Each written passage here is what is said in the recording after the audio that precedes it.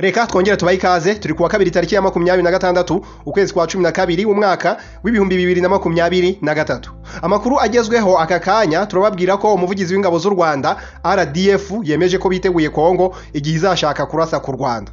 Ni mu gihe kandi leta ya Kongo yatangiye kwikanga imyigaragambyo yo kwamagana ibyavuye mu matora ya perezida. Muri aya makuru turababwira kandi ko isosi ikomeje kugwamo ishishi aho ishyaka ry'abakozi mu Bwongereza rikomeje kwitambika umugambi wo kohereza abimukira mu Rwanda. Tubahaye ikaze. Reka duhere ku nkuru ivuga ko umuvugizi w'ingabo z'u Rwanda yemeje ko biteguye Kongo igihe cyose izakinisha kurasa ku Rwanda.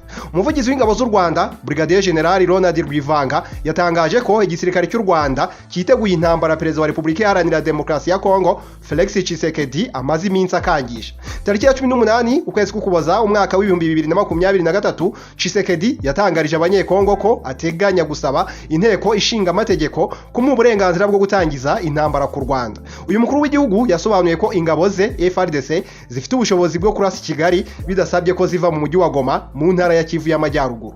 Icyo gihe yagize ati ngiye guhuza imitwe yombi y'inteko ishinga amategeko nkuko itegeko nshinga ribinyemerera nyisabe uburenganzira bwo gutangaza intambara ku Rwanda. Ndabivuze kandi uyu munsi si ngombwa kohereza ingabo zo ku butaka, turi iwacu dufite ubushobozi bwo kurasa Kigali.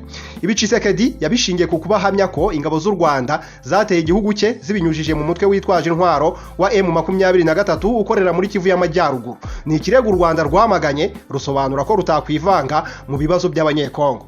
Brigadier General Rwivanga mu kiganiro The Long Form wizisani ntayombya yabajijwe uko byagenda mu gihe amagambo Tshisekedi avuga yayashyira mu bikorwa, maze asubiza ko ingabo z'u Rwanda ziteguye kurinda igihugu mu gihe cyaterwa. Yagize ati ndasubirisha ikibazo cya politiki igisubizo cya gisirikare, turiteguye kandi n'ubusanzwe duhora twiteguye, nta gishya ku kwitegura kwacu. Kuva imirwano y'ingabo za Repubulika Iharanira Demokarasi ya Kongo na M23 yatangira kubera mu bice byegereye u Rwanda rwongereye abasirikare hafi y'umupaka kugira ngo bakaze umutekano w'abahatuye bashoboraga guterwa ubwoba n'urusaku rw'amasasu rwumvikanaga cyangwa nabo bakaba baterwa. Umuvugizi wa guverinoma y'u Rwanda wungirije Alain Mukurarinda mu kwezi k'Ugushyingo umwaka w'ibihumbi 2023 yasobanuye ko kongera ingabo aha hantu bifite ishingiro mu gihe mu baturanyi hari intambara ishobora kugira ingaruka ku banyarwanda batuye hafi y'umupaka, cyane ko mu mitwe iyirimo harimo na FDLR. Ati niba rero hari umutwe wa FDLR ushaka guhungabanya umutekano w'u Rwanda wanigeze kubikora si rimwe si kabiri, kandi ikaba yaratangiye yifatanya n'ingabo za Repubulika Iharanira Demokarasi ya Kongo. U Rwanda ntirwahwemye kubivuga, ntirwahwemye kubitangira ibimenyetso, maze ibyo bikaba bitarahagarara. Ushobora kuvuga ngo dore impamvu tutagabanya ingabo ku mupaka. Umubano w'u Rwanda na Repubulika Iharanira Demokarasi ya Kongo uhagaze nabi kuva mu ntangiriro z'umwaka w'ibihumbi 2022. Umuryango w'abibumbye usaba ko ibihugu byombi byakwicarana maze bigakemura amakimbirane bifitanye mu rwego rwo kwirinda kujya mu ntambara. Reka noneho tubabwire ko leta ya Kongo yatangiye kwikanga imyigaragambyo yo kwamagana ibyavuye mu matora ya perezida. Ubutegetsi bwa Repubulika Iharanira Demokarasi ya Kongo bwohereje mu bice bitandukanye by'iki gihugu abasirikare n'abapolisi bo gukumira imyigaragambyo ishobora gukurikira itangazwa ry'ibyavuye mu matora y'umukuru w'igihugu. Ni amakuru yemejwe na Minisitiri w'itumanaho n'itangazamakuru akaba n'umuvugizi wa guverinoma Patrick Muyaya na Minisitiri w'umutekano w'imbere mu gihugu Nicolas Kazadi mu kiganiro bagiranye n'abanyamakuru kuri uyu wa kabiri tariki ya 26 Ukuboza umwaka w'ibihumbi 2023.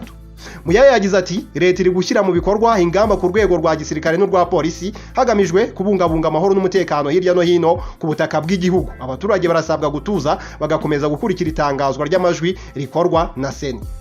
Minisitiri Kazadi yasobanuye ko kurinda umutekano w'igihugu n'uw'abaturage mu bihe nk'ibi biri mu nshingano z'igisirikare n'igipolisi. Yagize ati birasanzwe ku ngabo z'igihugu ko zohereza abasirikare kugira ngo zirinde igihugu cyacu. Kuri polisi dufite impamvu yo kuyohereza kuko niyo irinda umutekano w'abaturage.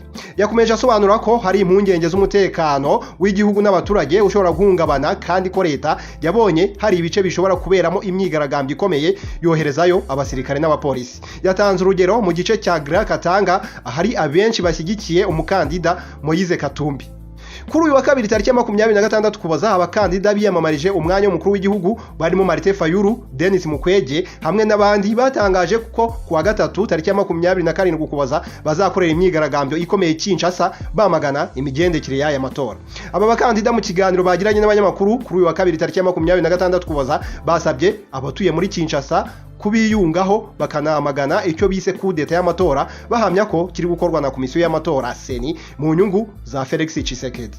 Depite Christian Mwando uhagarariye Katumbi muri Grand Katanga nawe tariki ya 24 Ukuboza yasabye abatuye muri iki gice kwitegura kurwana urugamba rugamije guhangana nabo hamya ko bari kwiba amajwi y'umukandida wabo bakayaha Tshisekedi ushaka kuyobora manda ya kabiri. Seni kugeza kuwa mbere tariki ya 25 Ukuboza imaze gutangaza amajwi arenga gato miliyoni 3. Tshisekedi afitemo 78.80% agakurikirwa na Katumbi ufitemo 17.30%. Abandi bakandida 22 bakurikiraho basaranganyije amajwi 5.9%. Amakuru yacu reka tuyakomereze ku nkuru ivuga ko ishyaka ry'abakozi mu Bwongereza rikomeje kwitambika umugambi wo kohereza abimukira mu Rwanda. Kuva Ubwongereza bwatangira gahunda yo kohereza mu Rwanda abimukira binjiye muri iki gihugu binyuranyije n'amategeko, ishyaka ry'abakozi muri iki gihugu ryakomeje kuyirwanya ndetse bikurura impaka hagati yaryo n'iry'abakonservateri riri ku butegetsi muri iki gihugu. Mu kwezi kwa kane mu mwaka w'2022 nyuma y'iminsi mike guverinoma y'u Rwanda n'iy'Ubwongereza bishyize umukono kuri aya masezerano abimukira, Keir Starmer uyobora ishyaka ry'abakozi mu Bwongereza yumvikanye avuga ko nta gisubizo we n'ishyaka rye bayabonamo mu gukemura ikibazo cy'abimukira. Yavuze ko hari gahunda ya Boris Johnson wari minisitiri w'intebe igamije kuyobya uburari ku makosa n'ibyaha yari amaze iminsi akora, ashimangira ko ari gahunda ihenze izatuma imisoro y'Abongereza ibarirwa muri miliyari z'amapawundi itikira. Nubwo Boris Johnson wibasiwe cyane n'iri shyaka kubera aya masezerano yavuye ku butegetsi, imvugo yaryo ntiyigeze ihinduka kuko nubu rukigeretse hagati y'iri shyaka na minisitiri w'intebe Rishi Sunak ndetse n'ishyaka rye ry'abakonservateri. Iri shyaka ry'abakonservateri rigaragaza ko u Rwanda ari igihugu gitekanye kandi gisanzwe ari umufatanyabikorwa w'Ubwongereza muri gahunda zitandukanye, ku buryo nta gikwiriye gutera abantu impungenge mu kuba iki gihugu cyakoherezwamo abimukira binjiye mu Bwongereza mu buryo butemewe.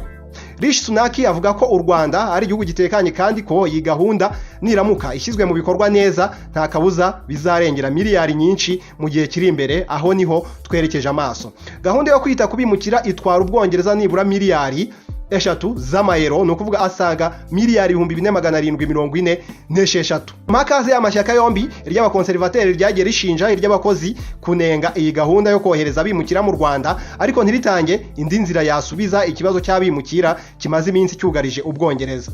Nyuma yo kubona ko iyi ngingo yo kudatanga ikindi gisubizo cyakoreshwa mu guhangana n'ikibazo cy'abimukira ikomeje kwifashishwa cyane n'ishyaka ry'abakonservateri, kuri ubu amakuru ahari yemeza ko iri shyaka ry'abakozi naryo ryatangiye gutegura gahunda yaryo kuri iki kibazo cy'abimukira. Umwe mu bagize iri shyaka yabwiye The Times ko kimwe n'iyi gahunda y'abakonservateri ababimukira bazajya boherezwa mu kindi gihugu kugira ngo ibibazo byabo birusheho kwigwa. Gusa ngo ntawe uzajya akurwa mu Bwongereza ku gahato, ndetse igihe umwimukira yemerewe ubuhungiro bikorewe muri iki gihugu azajya aba yajyanywemo azajya yemererwa gusubizwa mu Bwongereza mu gihe ategereje kujya mu kindi gihugu. Yagize ati tumaze igihe tubona iki kibazo cy'amato nk'ikibazo gikeneye gukemurwa, kandi buri gihe twagiye tugaragaza ko twiteguye kuganira ku bisubizo byose bishoboka. Abakonservateri bakunze kugereranya iyi gahunda y'u Rwanda n'izindi ibihugu by'i Burayi biri gutegura, ariko iri gereranya ntabwo ari ryo kuko izindi guverinoma z'i Burayi ziri kureba uburyo gukurikirana ibi bibazo by'abimukira byajya bibera mu kindi gihugu, mu gihe gahunda y'u Rwanda yo ari ukohereza abimukira mu kindi gihugu mu buryo bwa burundu. Kugeza ubu Rwanda n'Ubwongereza byamaze kuvugurura aya masezerano y'abimukira hagamijwe gukuramo no kunoza ingingo zari zirimo ibyuho bituma iyi gahunda yitambikwa n'inkiko. Abagize inteko ishinga amategeko mu Bwongereza nabo bamaze kwemeza umushinga w'itegeko ushimangira ko u Rwanda ari igihugu gitekanye. Biteganyijwe ko iyi gahunda izongera kuganirwaho mu nteko mu ntangiriro z'umwaka w'2024. Kugeza ubu kandi Ubwongereza bwatangiye kuganira na sosiyete z'indege kugira ngo harebwe ishobora guhabwa isoko ryo kuzageza ababimukira mu Rwanda.